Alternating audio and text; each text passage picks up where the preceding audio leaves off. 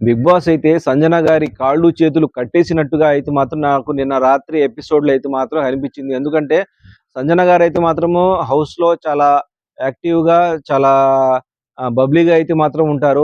అదైతే మాత్రం నిన్న మిస్ అయింది. ఎందుకంటే తాను ఒక డిఫెన్స్‌లో పడిపోయినట్టుగా అయితే మాత్రం నాకైతే అనిపించింది. ఎందుకంటే మిడ్‌నైట్ ఎలిమినేషన్ అని చెప్పేసి సంజన గారిని అయితే మాత్రము హౌస్ నుంచి బయటికి పంపించడము, తర్వాత హౌస్‌మేట్స్‌తోనే ఎన్నుకోబడి మళ్ళీ లోపలికి రావడము, ఇలాంటి ఒక సిట్యుయేషన్ జరిగిన తర్వాత తనని ఎన్నుకున్న వాళ్ళ మీద అయితే మాత్రము సంజన గారికి సాఫ్ట్ కార్నర్ అయితే మాత్రం ఉంది. ఎందుకంటే తన వల్లే, వాళ్ళ వల్లే నేను ప్రెజెంట్ హౌస్‌లో అయితే మాత్రము రీ ఎంట్రీ ఇచ్చానని చెప్పి కాస్త ఆ సానుభూతి అయితే మాత్రము చూపిస్తున్నారు. తనుజ మీద, రీతు మీద మరియు భరణి గారి మీద, ఇమాన్యుయల్ మీద అయితే మాత్రము కాస్త సాఫ్ట్ కార్నర్ ఏర్పరచుకున్నారు. కాకపోతే గొడవలనేవి వీళ్ళ మధ్య జరుగుతున్నాయి. తనుజ వచ్చేటప్పటికి కిచెన్‌లో అయితే మాత్రం చాలా రాద్ధాంతం చేసింది.